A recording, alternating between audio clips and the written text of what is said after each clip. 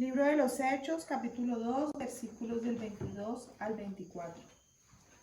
Varones israelitas, oí estas palabras. Jesús Nazareno, aprobado por Dios entre vosotros, con las maravillas, prodigios y señales que Dios hizo entre vosotros, como vosotros mismos sabéis. Entregado por el determinado consejo y anticipado conocimiento de Dios, prendisteis y matasteis por manos de inicuos, crucificándole, al cual Dios levantó, suelto los dolores de la muerte, por cuanto era imposible que fuese retenido por él. Padre Santo, en el nombre de Jesús, gracias te doy, Señor, por haber hecho la voluntad del Padre, que murieras por cada uno de nosotros y que en la cruz del Calvario te llevaras toda maldición de enfermedad, ruina, escasez, miseria, pobreza espiritual. Gracias, Señor Jesucristo, porque siendo justo, te volviste injusto por mí. Hoy te quiero alabar, adorar, exaltar, porque tú, Señor, mereces ser honrado, que te ame con todas mis fuerzas, con toda mi mente y con todo mi corazón. Ayúdame y enséñame a caminar en tu verdad. Guíame por las sendas de tu justicia y ayúdame a no desviarme ni a derecha ni a izquierda. Ayúdame a apartar mi pie del mal, mi boca de hablar engaño y mis ojos de ver la maldad. Purifica mi corazón y seré santo. Te doy gracias en el nombre de Jesús. Amén. Gracias, Señor Jesucristo, porque viniste a cumplir la voluntad del Padre, que ibas a padecer por cada uno de nosotros, Señor, para hacernos completamente libres en todo aspecto, espiritual, emocional, física y materialmente. Gracias, porque solo en ti y solo por ti tenemos salvación. En el nombre de Jesús. Amén. Los invito a que vayamos al libro de Efesios, capítulo 3, pero ya luego les digo cuáles son los versículos que vamos a leer. Efesios, capítulo 3, para que lo vayan teniendo ahí listico. La idea, si ustedes recuerdan, el martes pasado, nosotros estábamos hablando, ¿recuerdan más o menos de qué? Sí, del comienzo. Del principio, ¿cierto? Del principio.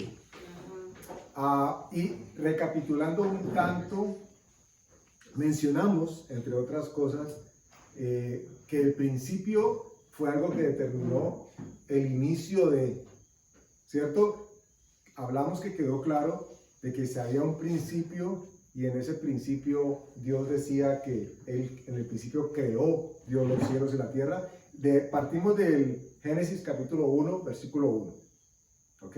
Donde dice, en el principio creó Dios los cielos y la tierra.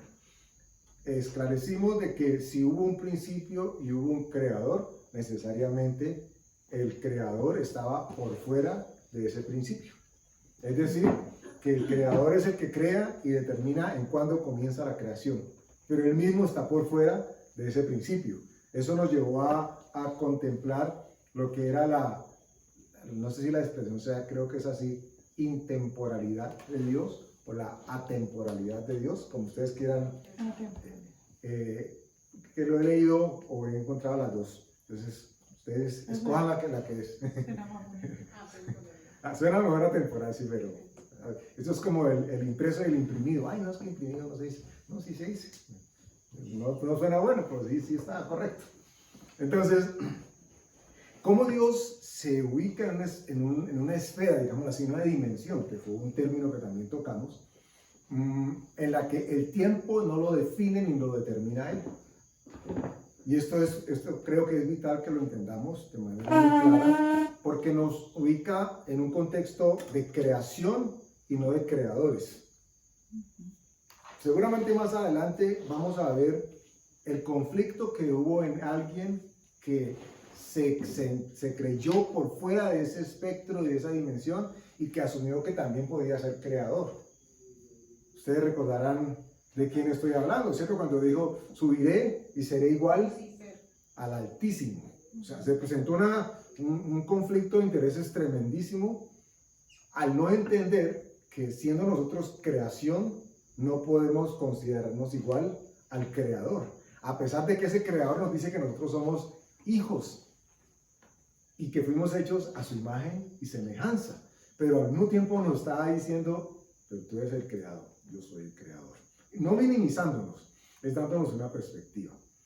Esto es, decíamos que era importante tenerlo en cuenta porque cuando se habla de un principio, obviamente nos ubica en que hay una línea de tiempo. Sin el tiempo, sin el concepto de tiempo, el ser humano, los seres humanos, estaríamos completamente locos y sin referencia. No tendríamos objeto de inicio o de final para ningún aspecto de nuestras vidas. Imagínese usted, por ejemplo, si no hubiese principio de la mañana y tampoco hubiese final en la noche. No desayunaríamos. Imagínate, no desayunaríamos. No habría ni mañana, ni tarde, ni noche, porque no habría ni principio ni fin. Mencionábamos el ejemplo de lo que sucede con los astronautas cuando salen por fuera del espacio, o más bien cuando salen al espacio, que no conciben si es adelante, atrás, izquierda, derecha, arriba, abajo. Ellos simplemente flotan, pero aún así el tiempo existe todavía para ellos. Esto nos llevó a pensar, o por lo menos a manifestar, que hay tres fijas dimensiones sobre las que el ser humano se mueve. Hay una cuarta que el mundo considera y hay otra cuarta que nosotros los cristianos consideramos, ya la retomamos. Esto quiere decir que, ¿recuerdan ustedes las dimensiones que son fijas dentro de la esfera del ser humano? Altura, profundidad y anchura, ¿cierto? El mundo define también como una cuarta dimensión el tiempo. Sin tiempo no existiría nada. Para que haya tiempo tendría que existir materia, por eso lo plantean así. Nosotros los cristianos, a que se cuenta que los tiempos están pasando. Nosotros los cristianos, los creyentes, entendemos que esa cuarta dimensión es la dimensión espiritual. Es la que nos arropa o nos arroja más bien unas características de lo que nosotros somos. Nos encontramos en este momento en eso, en discernir qué es el principio y por qué estamos hablando del principio, porque todo lo que hay tomó lugar desde el principio. ¿Recuerdan ustedes que también jocosamente nos llevamos a interpretaciones literales de qué también significaba el principio? ¿Alguien recuerda? Que hablamos que lo que le dan a uno en el plato de comida, ¿cierto? Ay, ese no me dieron principio. ¿Quién fue que no le dieron? Pues lentejas o frijoles tal vez, pero no estamos hablando de ese principio. El otro principio que mencionamos era el fundamento moral que establece una persona en su criterio y sobre el cual vive. Cuando uno dice es que esa persona tiene o no tiene principios, pero eso siempre tiene un inicio. Bueno, vamos a ir ahora al libro de Efesios, capítulo 3, y vamos a leer a partir del versículo 14 al 21. Necesitamos comprender que en medio de este mundo atempóreo en el que Dios se mueve, en el que está por fuera del tiempo que nosotros tenemos como referencia, nosotros seguimos funcionando. Pero va a llegar un momento, dice la Escritura, en que esa barrera o esa dimensión en la que estamos encerrados desaparece y los límites van a ser quitados. Ya no habrá ni principio ni fin. Y entonces aparece el concepto que es totalmente bíblico y que es uno de los atributos y cualidades de Dios, que dice que es eterno. Por eso la Biblia nos habla y nos ofrece y nos promete eternidad. Ojo, entendiendo que la eternidad sí o sí existe, indistintamente que sea con Dios o sin Dios. Esto es vital tenerlo claro, ¿cierto? Porque alguien podrá decir, ah, no, pues listo, si estoy con Dios soy eterno, y si no, no, la eternidad existe. Por eso la Biblia nos habla de dos escenarios en los que nos sugiere que debemos estar al lado de Dios, y sin Dios, pues es una eternidad totalmente oscura y angustiante.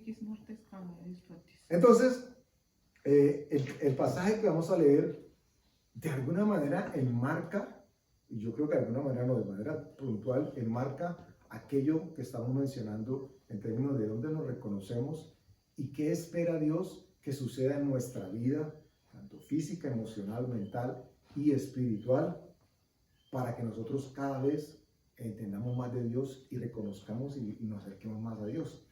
Versículo 14 dice: por esta causa doblo mis rodillas ante el Padre de nuestro Señor Jesucristo, de quien toma nombre toda la familia en los cielos y en la tierra, para que os dé, conforme a las riquezas de su gloria, el ser fortalecidos con poder en el hombre interior, por su Espíritu, para que habite Cristo por la fe en vuestros corazones, a fin de que arraigados y cimentados en amor, seáis plenamente capaces de recomprender con todos los santos cuál sea la anchura, la longitud, la profundidad y la altura. Pausa obligada allí.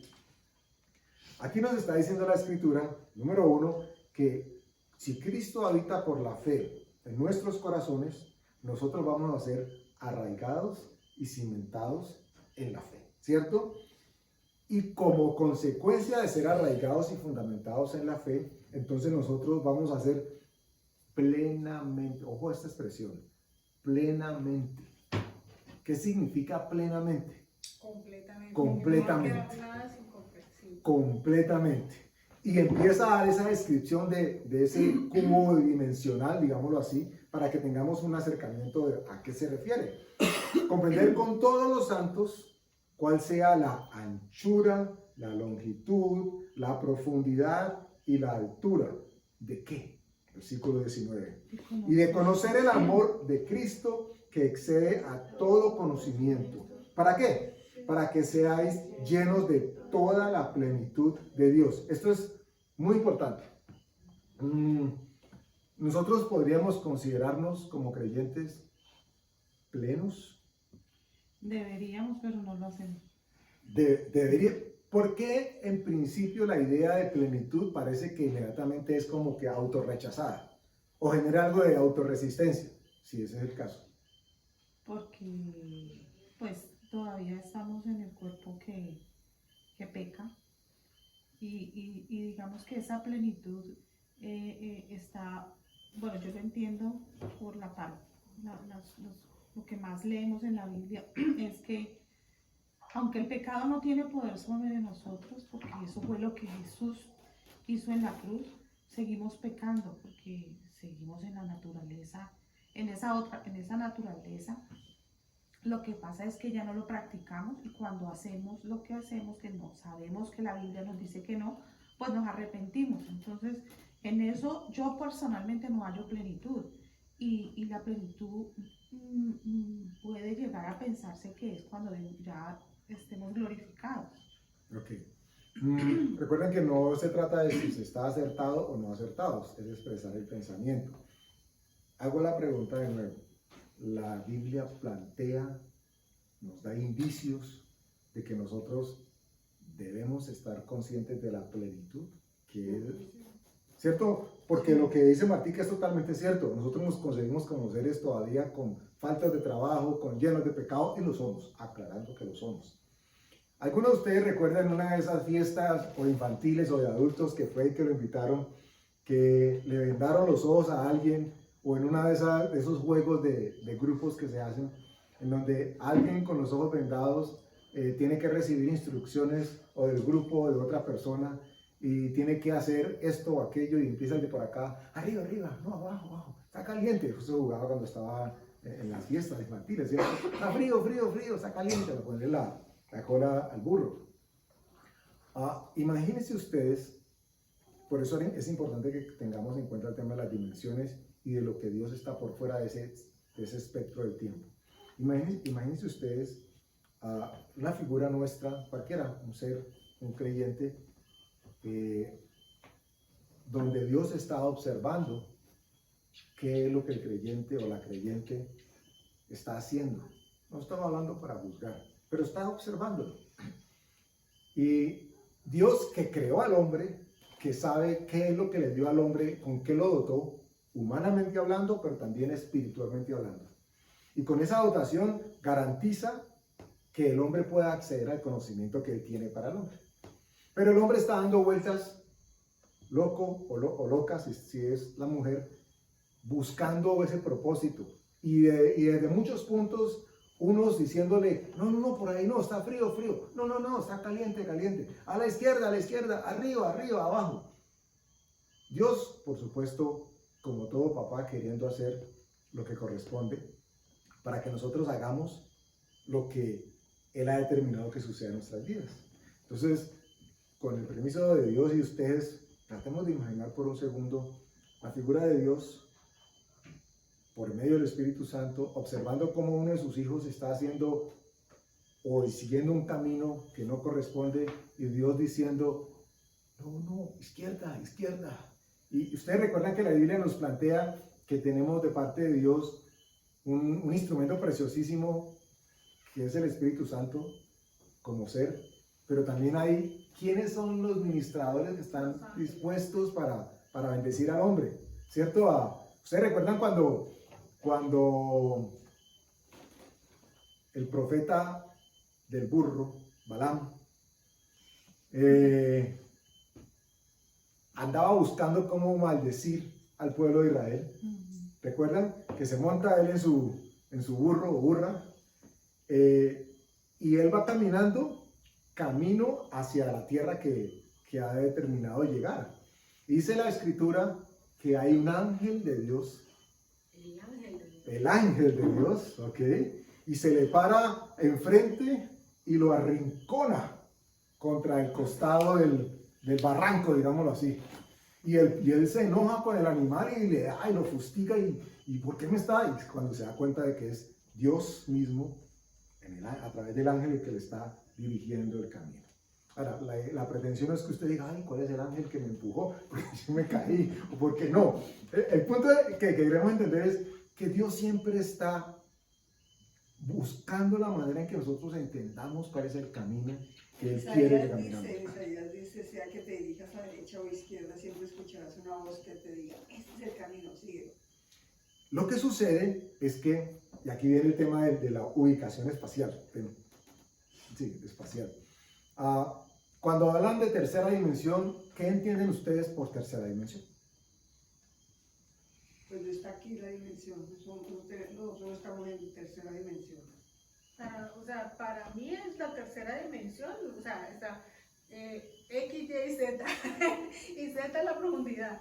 Ok, teniendo en cuenta lo que acabamos de leer, ¿cierto? Y lo que hemos venido hablando, si nos dijesen que estamos viendo todo en tercera dimensión, y esta es un privilegio que el ser humano tiene, ver en tercera dimensión. ¿Qué significa ver en tercera dimensión?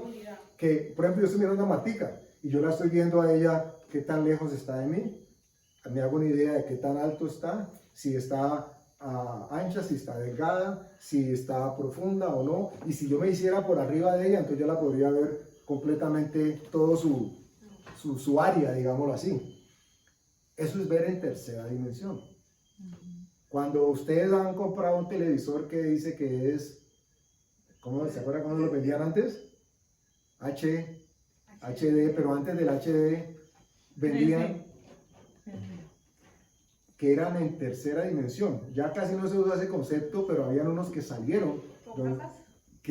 ¿Cómo se tenía mejor dicho, qué se tiene que hacer para poder ver esa tercera dimensión? Utilizar algo además de lo que nosotros tenemos, ¿cierto? Lo que pasa es que eso es a nivel, yo lo entiendo así, a nivel del cine, porque el cine es plano, la imagen es plana.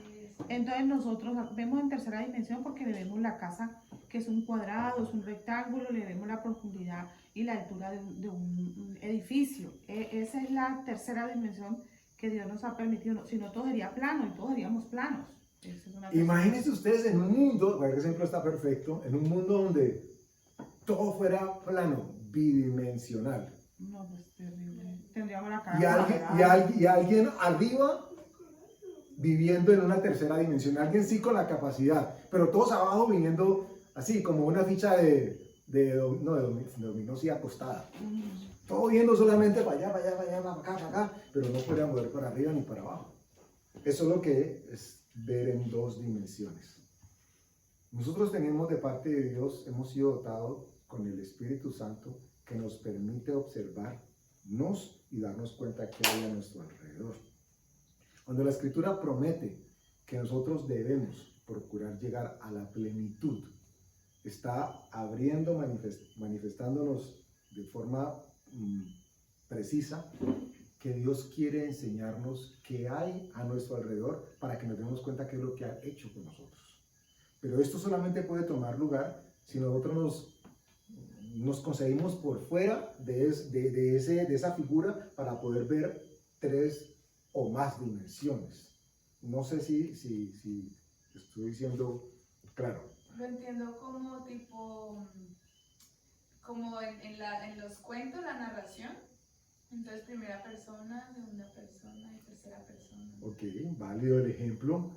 Si lo estuviéramos solamente escuchando, si lo estuviéramos viendo, ¿cómo podría ser?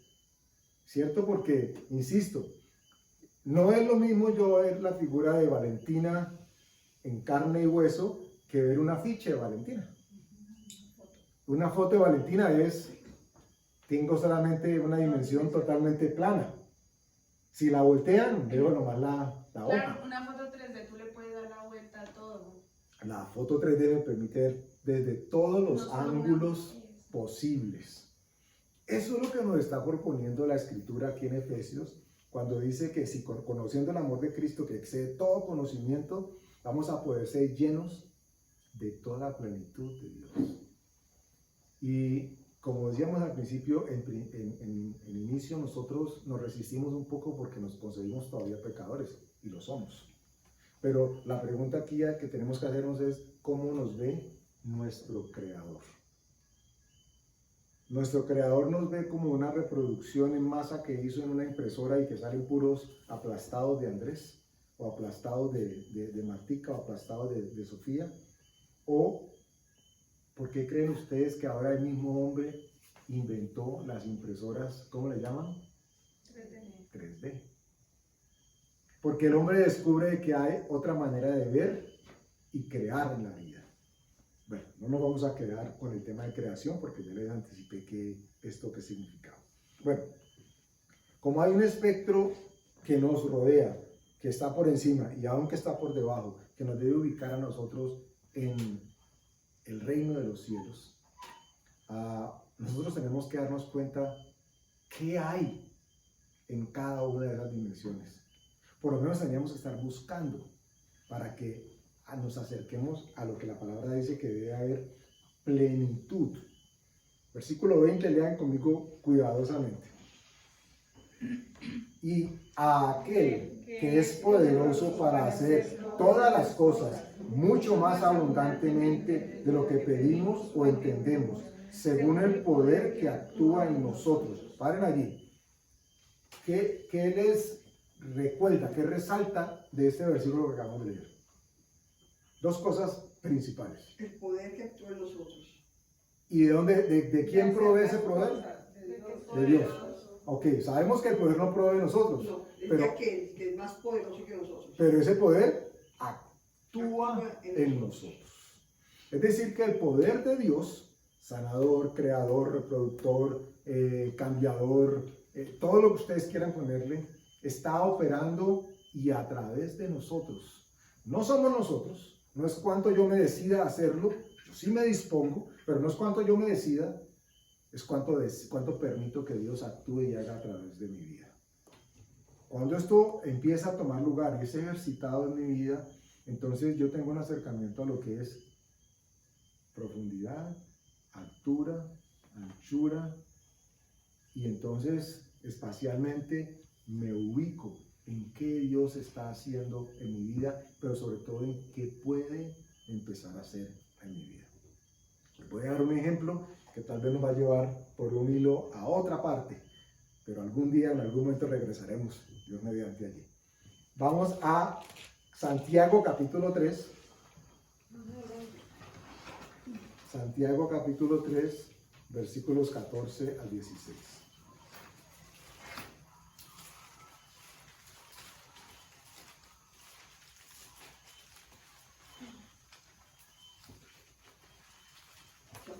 ¿No volvemos a este?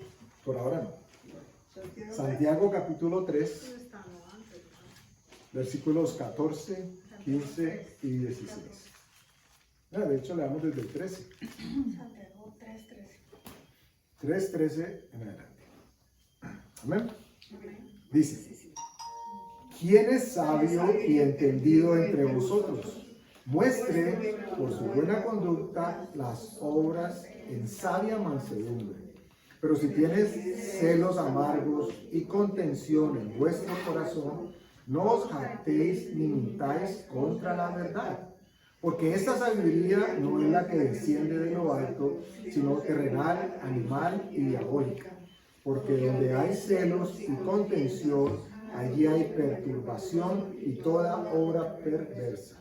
7 y 7. Pero la sabiduría, que es de lo alto, es primeramente pura, después pacífica, amable, benigna, llena de misericordia y de buenos frutos, sin incertidumbre ni hipocresía.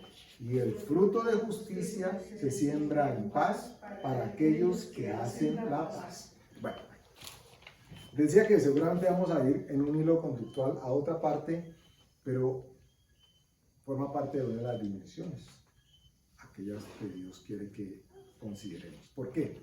Porque iniciamos hablando en el principio. ¿Qué tomó lugar en el principio? Aún antes del principio. ¿Se acuerdan que también hablamos en la semana pasada qué ha sucedido antes del principio o qué creíamos casi con seguridad certera de qué había sucedido antes en el principio? ¿Recuerda alguien? Fijo, sabemos que en el principio Dios creó los cielos y la tierra, dice Génesis 1:1, ¿cierto? Pero sin decirnos qué también nos está diciendo Génesis 1:1. Que ya existía Dios. Que ya existía Dios. Y que la tierra estaba desordenada y vacía. Que la tierra estaba desordenada y vacía. En algún momento de ahí en adelante la escritura menciona algo relacionado con la creación de los ángeles. Hay un par de versículos que lo hacen, pero está por fuera de ese espectro de tiempo en el que ubica principio, ¿ok? Y luego fin. ¿Qué sucedió en el principio? ¿De dónde aparecieron figuras o personas en el principio, pero antes del principio, que se salieron de esas dimensiones en las que estaban en conocimiento de Dios? El versículo que acabamos de leer, el pasaje que acabamos de leer, habla de celos y contención. Y la pretensión, les decía yo la semana pasada con el tema, era que pudiésemos llegar al principio de tal vez una o por lo menos muchas cosas que son totalmente significativas ahora en nuestros días y en nuestras vidas. Aquí el apóstol estaba diciendo que los celos no traen absolutamente nada bueno. Lo cojo como ejemplo simplemente.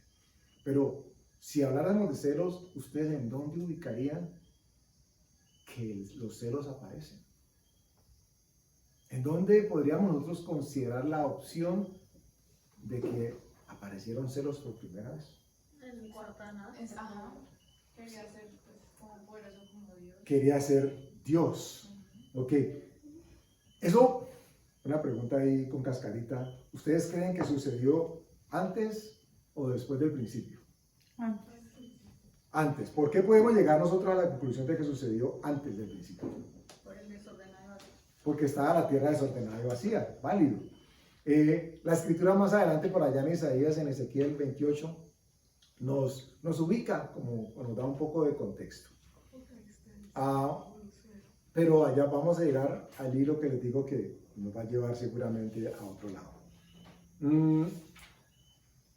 Hace unas 4 semanas tal vez tuvimos una charla en medio del mensaje distinta, creo, donde procurábamos por lo menos ventilar lo que pasaba por la mente de uno de nosotros con respecto, ¿ustedes recuerdan al tema Sí, la siguiente. de la simiente, ¿cierto? Creo que fue Janita que lo planteó en su momento, por lo menos lo planteó a mí, después lo socializamos acá.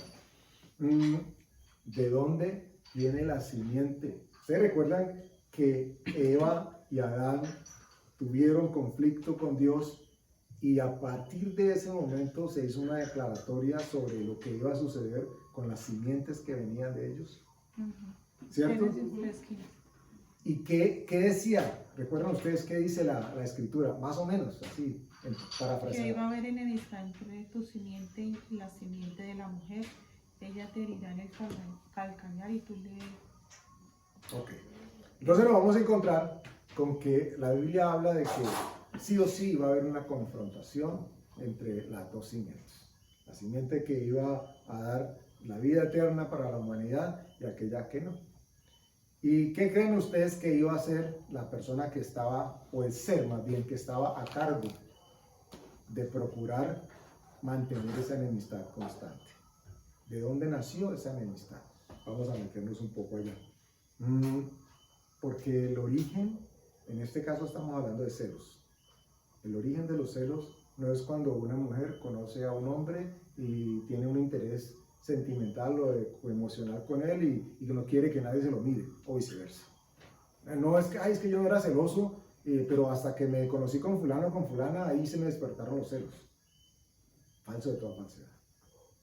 Los celos han existido y fueron ingresados, digámoslo así, en el contenido genético de las personas. ¿En qué momento?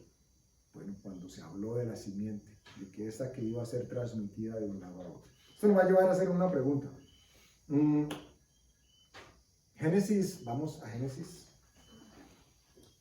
Génesis capítulo 6. Salimos de acá del todo ya. Salimos de ahí. Dije que íbamos a hacer un viaje larguito. Génesis capítulo 6.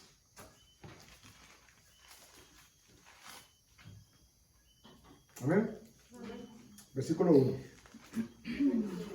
Y aconteció que cuando comenzaron los hombres a multiplicarse sobre la faz de la tierra y le nacieron hijas, que viendo los hijos de Dios que las hijas de los hombres eran hermosas, tomaron para sí mujeres, escogiendo entre todas. Vale, hasta aquí, ¿qué entendemos? Que los ángeles vieron bonitas a las mujeres. ¿Cómo podemos nosotros inferir Que había que... reproducción de hombres Sí, y mujeres. pero ¿cómo podemos inferir que eran los ángeles? ¿Por qué? Que es los hijos de Dios. ¿Y cómo sabemos nosotros que cuando la Biblia dice los hijos de Dios está haciendo diferencia entre los ángeles o nosotros los porque nosotros nos llamamos ahora hijos de Dios? Pero allí todavía no podía ser porque Jesús no había Y nacido. los diferencia, hijos de Dios, hijos de los hombres, las hijas de los hombres. Ok, entonces es claro que cuando dice los hijos de Dios, En el Antiguo Testamento, cuando se refiere a los hijos, los ángeles se les dice hijos de Dios. ok, pues estamos claros de que los hijos de Dios de los que están hablando aquí no somos nosotros los nacidos de nuevo o alguien que humanamente se haya reproducido. ¿Por qué? Retomo. Que viendo los hijos de Dios, que las hijas de los hombres, o sea que estamos hablando de ¿qué? De dos especies. Una es la natural, la del hombre, y la otra es espiritual, sabemos, porque son hijos de Dios y no corresponden a los hijos de Jesucristo. Vieron que las hijas de los hombres eran hermosas y tomaron para sí mujeres. Y la última frase es muy curiosa, porque dice que escogiendo entre todas. O sea, no era cualquiera. Escogieron entre todas a quiénes y por qué. Seguimos. Versículo 3. Y dijo Jehová, no contenderá mi espíritu con el hombre para siempre, porque ciertamente él es carne, mas serán sus días 120 años. Había gigantes en la tierra en aquellos días y también después que se llegaron los hijos de Dios a las hijas de los hombres. Para un momentico allí. Qué interesante. Dice, había gigantes en la tierra en aquellos días y también después que se llegaron los hijos de Dios a las hijas de los hombres. ¿Qué podemos nosotros inferir de esto? Que ya había gigantes. Que ya, eso, Sí, pero yo por lo menos siempre había pensado que los gigantes eran los hijos de los ángeles, pero aquí está diciendo que no. aquí dice que había, No solamente. es como muy explícito, ¿cierto? Nos aclara los tiempos. Por eso les decía que es importante que tengamos en cuenta el principio y cuándo acaba y cuándo inicia y cuándo continúa. Porque dice que había gigantes en la tierra en aquellos días y también después. O sea que los gigantes que aparecieron fueron como consecuencia de esa unión, sí, pero no eran los únicos gigantes que había. Eso es lo que dice la escritura hasta el momento. ¿Cierto? ¿Sí me siguen? Sí. No estoy diciendo que estén de acuerdo o no, pero al momento simplemente sí No, siguen. pero Pero eso es lo que dice la escritura. no entendí. A ver, dice, había gigantes en la tierra en aquellos días. ¿Quiénes eran esos gigantes? Eso es lo que de pronto vamos a entrar ahora a mirar. ¿Ok? Dice, había gigantes en la tierra en aquellos días. Y aclara, ¿cierto? Y también después que se Esos son llegaron los los... que yo entiendo que son los hijos de los Está ángeles. también, o sea, este es otro, Pero entonces, esta ¿quiénes es son otra, los que primero? otra escena, esta es otra escena, y también, Y esta también. es otra escena, aparte. Ok, o sea que ahí nos está, en tiempo nos está ubicando de que son dos cosas distintas. Distinto. Eso entiendo yo, no sé si Sí, ustedes lo son dos entienden. escenas totalmente diferentes. Repitamos, había gigantes en la tierra en aquellos días. Es como si uno dijese, habían pájaros Y en también, la tierra en esos días. Y después también hubo los hijos de estos con nosotros. En este caso hablando de gigantes. Y también después que se llegaron los hijos de Dios a las hijas de los hombres. Y les engendraron hijos. Estos fueron los valientes que desde la antigüedad fueron varones de renombre. Nos encontramos entonces con una especie que todavía está por determinar su procedencia, pero ya sabemos que existe la posibilidad grande que estuviesen presentes antes del principio, porque creo que lo podemos ver más adelante en Job, cuando la escritura dice que se reunían los hijos de Dios y estaban en comité, en reunión, se refería precisamente a los ángeles. Y aquí nos dice que los hijos de Dios vieron que las mujeres eran agradables a la vista, eran bonitas. ¿Qué pasó? ¿Qué creen ustedes que sucedió en toda esta maraña? Tal vez en unos segundos, en unos años, no sé cuánto pasó todo esto. Pero ¿qué pudo haberse producido para que las mujeres estuviesen en capacidad de unirse o llegarse a los a los hijos de Dios? ¿Qué pasó? Una hipótesis. ¿Qué pudo haber sucedido? Los ángeles tienen la capacidad de ser espirituales y también tener cuerpo. Entonces, al tomar cuerpo humano, la palabra en Judas dice que ellos perdieron su dignidad. Entonces, no respetaron que eran espirituales, sino que tomaron forma, como el Señor Jesucristo nos mostró, que Él podía comer, pero también podía traspasar una puerta, una pared. Entonces yo lo que he entendido cuando leo eso es que ellos tomaron forma humana, y eso también lo vemos cuando Abraham está conversando y aparece y ellos comen. Pero lo malo no es haber tomado forma humana, sino lo malo fue haber interactuado de esa manera con Sí, las claro. mujeres. Por eso dice que perdieron su dignidad. Ahí fue donde perdieron la dignidad. Ustedes recuerdan que por allá en Mateo 22, cuando los apóstoles, los discípulos en ese momento le preguntan al Señor Jesús, o están hablando acerca del matrimonio, recuerda que, no son los discípulos, hay un grupo que se acerca y le dice, la mujer de fulano tuvo a fulano y Se murió. se murió, y después pasaron otros 6 y... Unos feos. Y pasaron 6 y también se murieron. En la resurrección le dicen, ¿de quién va a ser ella la mujer? Y Jesús les responde, están equivocados completamente al interpretar las escrituras, porque en el reino de los cielos los ángeles ni se casan ni se dan en casamientos, vamos a ser como los ángeles. Entonces, inicialmente uno dice, un momento, hay algún tipo de contradicción aquí, porque los ángeles, si los ángeles no se dan en casamiento ni se casan, ¿cómo así que los posibles hijos de Dios que eran ángeles sí lo tuvieron o sí lo hicieron? Pero en la tierra, no en el cielo. Aclaro, válido, porque primero dice, está hablando del reino de los cielos. Y dice, cuando venga la resurrección. Y eso tampoco implica de que entonces los ángeles que no son caídos, ellos sí se puedan casar. Simplemente los incluye a todos. Esto significa de que hubo un grupo selecto, caído y equivocado, que simplemente dijo o pensó, ¿por qué no hacerlo? Porque las mujeres les parecieron hermosas y agradables. Otra cosa que toma lugar allí, y es que por lo menos en el texto bíblico no encontramos otra referencia para ver cómo los seres espirituales se daban cuenta que los seres humanos se reproducían. Los ángeles no se pueden reproducir, ¿cierto que no? No. Porque son espirituales. Y ya ha aclarado el Señor Jesús que ni se casan ni se dan en casamiento. O sea que en el reino de los cielos no habían bodas. Ay, que se va a casar el ángel con fulano. No, ni siquiera sabemos si había un sexo femenino o no. Son totalmente, diríamos, asexuales. ¿Sí? ¿Se aplica? Bueno, no olviden que dije eso.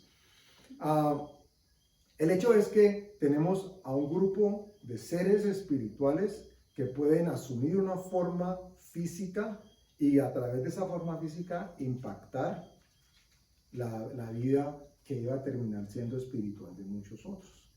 Estos seres, dice la escritura, hijos de Dios, se llegan a las hijas de los hombres. Y cuando el resultado de esa unión produce algo que ya estaba. Porque dice de que habían gigantes antes y había gigantes después.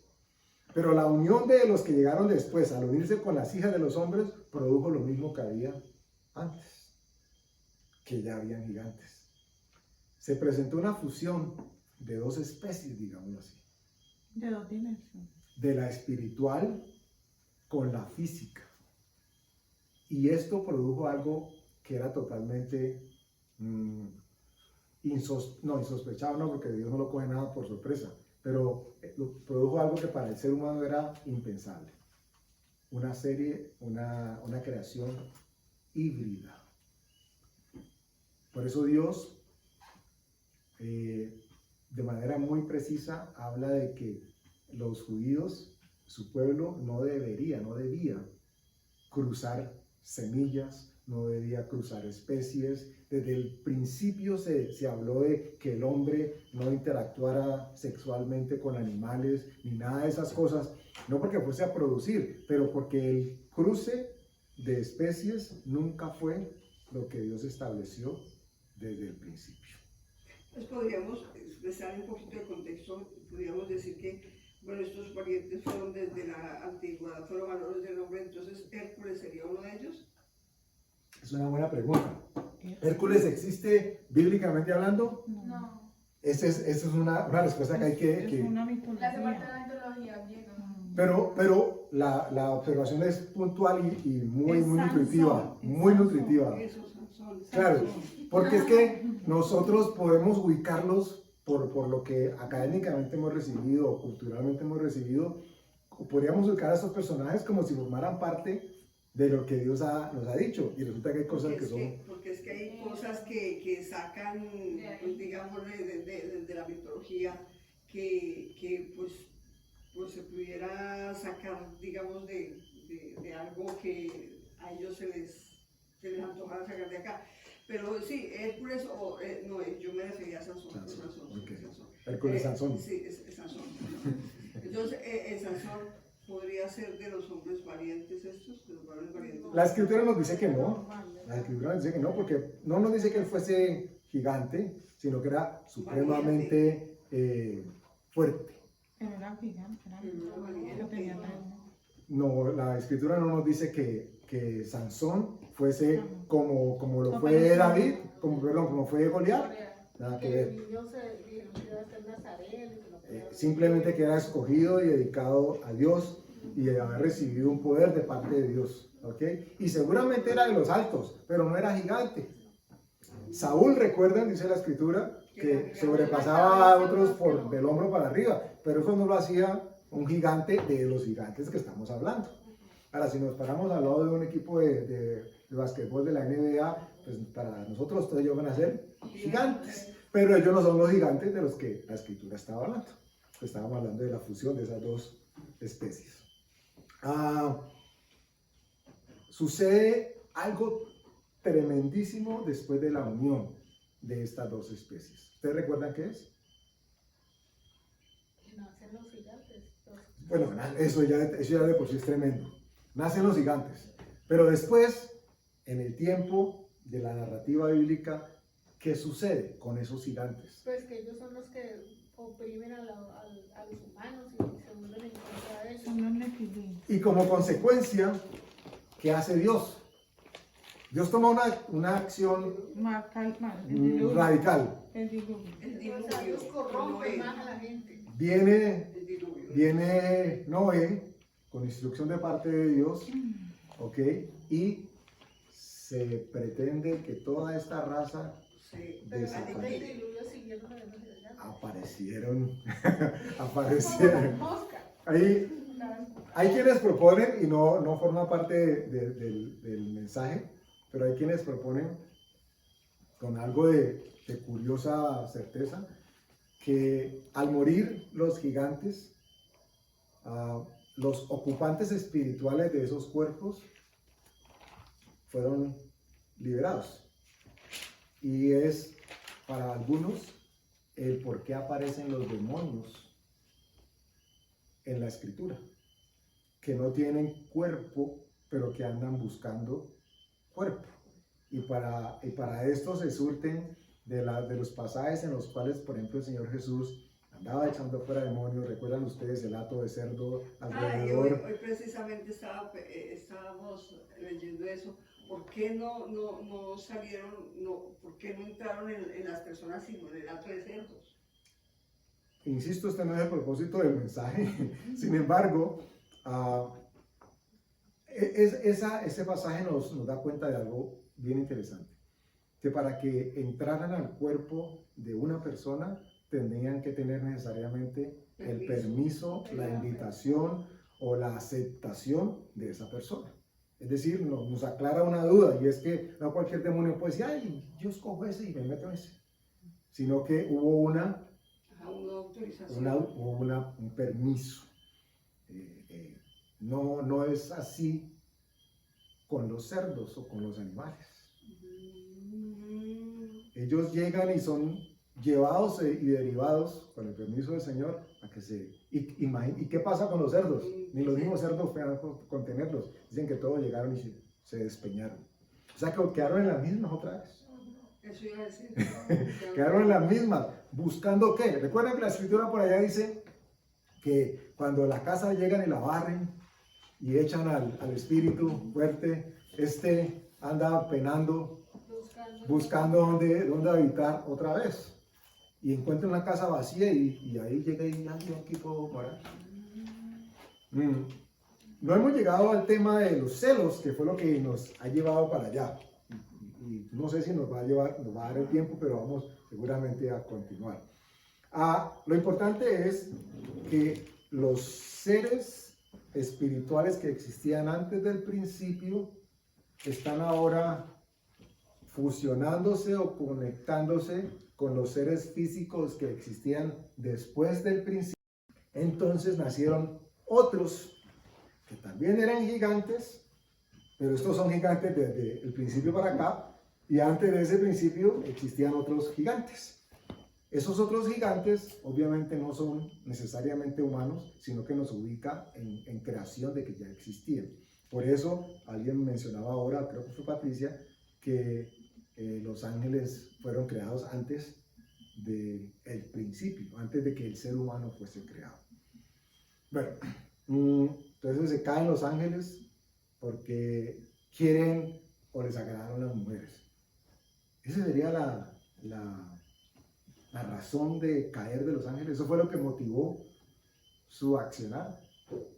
¿Ustedes qué creen? No, pues también parte, pienso yo, de la perversión de Satanás, que también era un ángel. Y Ok. pues sí, él fue capaz de tener esas cosas que no eran de Dios. Pero yo pienso que ahí tuvo envidia y celos del hombre, porque quiso ser como el hombre. Allá vamos a llegar, seguramente. ¿Por qué creen ustedes que Satanás tuvo celos del hombre? La Biblia no lo dice literalmente, aunque sí da grandes indicios que nos pueden llevar a esa conclusión. ¿Por qué creen ustedes que Satanás, un ser de luz, dice la escritura que era ángel de luz, querubín se refiere en algunos momentos, creo, la escritura? ¿Por qué creen ustedes de que ese ángel de luz Porque tuvo celos? Dios nos hizo a imagen y semejanza de Él, y como tal podemos crear. Eso es algo que Él no tenía. Y además podemos reproducirnos. Y eso es algo que Él tampoco tenía. Que él tampoco tenía ni podía hacer. Perfecto. Si, ¿a qué vino Jesús? Ojo con esto. De alguna manera, la venida de Jesús en carne nos da un indicio de lo que espiritualmente se podía hacer, se podía decidir hacer, pero no se hizo. Te explico. Jesús vino en carne. Esto va a sonar fuerte, pero no es que lo quiera decir, simplemente lo menciono en voz alta para dar el ejemplo. ¿Ustedes creen que Jesús, como vino en carne, había podido tener una relación con una mujer? Ya, suena un tanto como, ay, ¿cómo le ocurre? ¿Cómo le ocurre? Pero sí, pero sí. ¿Cuál es la gran diferencia? Él elige y decide ¿Con quién? no violar ni violentar la condición en la que ahora está, porque él sigue siendo un ser espiritual. ¿Ok? Ojo a la comparación, porque quien se hizo carne y pudo haber pecado como el que vivía en la carne, decide no hacerlo.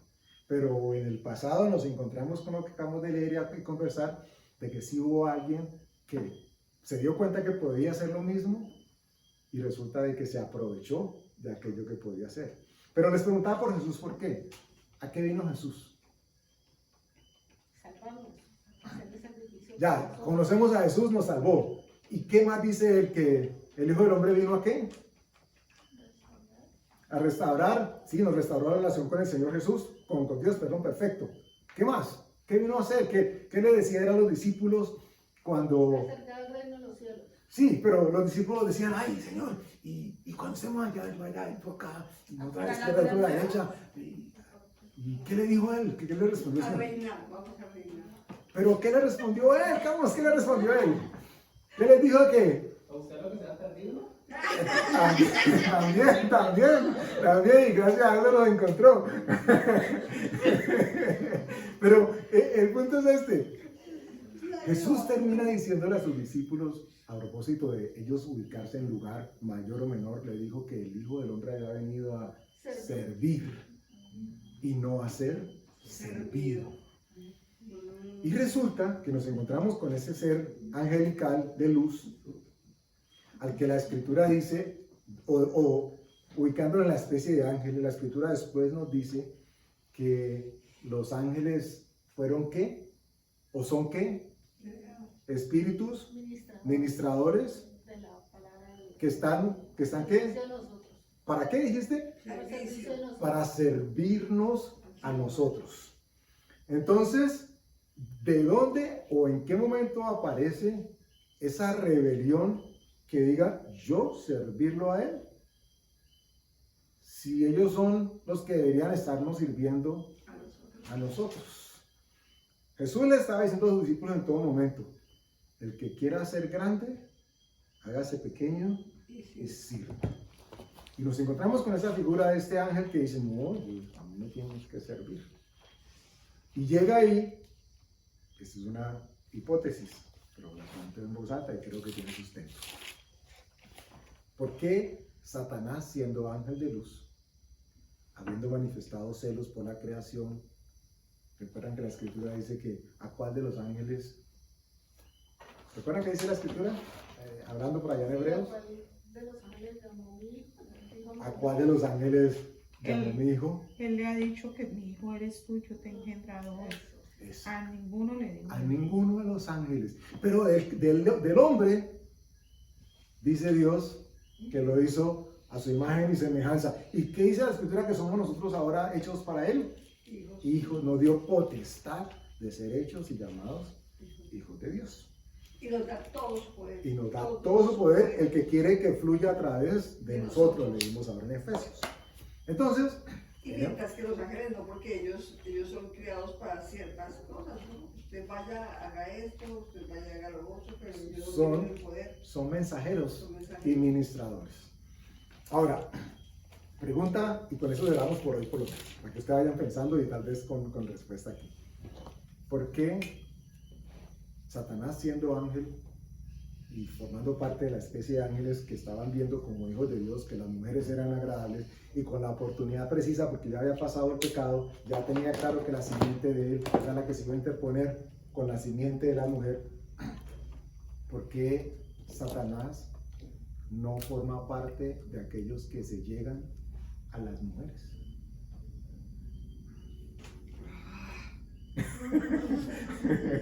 ¿Por qué? ¿Por qué? Preguntémonos. Es una pregunta interesante. No, porque si se llegó a Eva, el Satanás ese, claro. Pues, Eso forma parte de alguna indagación que hicimos en el pasado. Digamos que eso puede ser una opción. Pero si hubiese sido así, ustedes saben que el libro de Judas dice que los espíritus que no guardaron su dignidad fueron, ¿qué? ¿Dónde están? Echados en el infierno. No. Están encarcelados. una cárcel especial. Entonces ustedes imagínense qué hubiera pasado con el diablo mismo, donde él, Ay, qué bueno.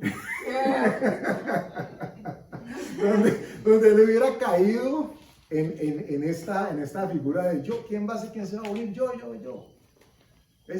La pregunta era, o la indagación curiosa que quería compartir con ustedes, es astutamente él sabía que algo grave iba a suceder como consecuencia de que los ángeles violaran el mandato de Dios al respecto de no tener que unirse con la especie humana. Él que caminaba con Dios, que había estado con Dios, que era guardián inclusive de la gloria, de la luz del Señor, sabía de que algo muy malo iba a suceder a quienes así lo hicieran. Pero termina, como sucedió en el principio, engañando por discurso a un gran porcentaje de ángeles para que lo sigan, y a estos mismos envía como carne de cañón, para que lo que les sucediera a ellos no les sucediera a él. Claro. Encontramos un par de referencias bíblicas que seguramente la próxima semana se las comparto, pero les adelanto algo. Ustedes recuerdan al rey Josafat, que en una de sus peleas, él está con otro rey que hemos hablado aquí varias veces, y el rey le dijo, no, usted está como rey y vaya a la pelea. Y yo me he visto por acá de otra manera. Lo tiró a ver qué pasaba. Mátenlo. En este caso nos encontramos con un personaje que es, abro comillas, se salva del destino, porque donde lo hubiera hecho había sido encarcelado. Y la lucha o la pugna que tenía a futuro profetizada entre simiente y simiente, ahí había acabado. Y habíamos todos dicho, ¡ay, qué bueno! Pero no fue así. Este ángel, que ahora se le conoce como un ángel caído, lo primero que manifiesta en su rebelión con Dios es celos de la figura creadora de Dios, porque dijo que seré igual al Altísimo, lo veremos en la próxima ocasión, y además se niega a servir a la creación de Dios. Esta figura, este sentimiento, esta rotación del mundo y su actualidad nos ubica en poder ver por fuera del tiempo en estos momentos aquello que probablemente pudo haber sucedido y con algo o mucho de contexto escritural. Al inicio ¿en qué momento aparecen los celos, la envidia, la contienda? ¿Cuándo llegan? Es que cuando apareció esa persona que era mala, ahí fue cuando llegó la conciencia. No, eso está presente desde un mismo principio. ¿Y cuándo se da? Número 1, cuando se niega a servir a Dios. Y número 2, cuando se niega a servir a la creación de Dios. Esto es importante que lo tengamos en cuenta. Vamos a pausar por hoy, porque esto les dije, íbamos a jalar un hilo, nos iba a llevar a un lado, pero les recuerdo, para que el contexto nos mantenga un tanto aterrizados, estamos buscando el principio de cosas. Y si estas cosas sucedieron antes y después, y por qué Dios quiere que nosotros tengamos en cuenta todo este aspecto dimensional, porque espiritualmente tiene mucho que ver con nosotros. Padre, gracias por tu misericordia, gracias por tu comprensión, gracias por tu entendimiento, Señor. Tú dices que quieres que andemos en plenitud de entendimiento y de discernimiento de lo que has dispuesto para nosotros, Padre. Y son varias las miradas o los ángulos que nos expones en altura, en anchura, en profundidad, en longitud, Señor. Lo cual implica y nos dice de que nosotros podemos ver desde distintos ángulos con tu mirada muchas cosas que toman lugar en nuestro día a día, Señor.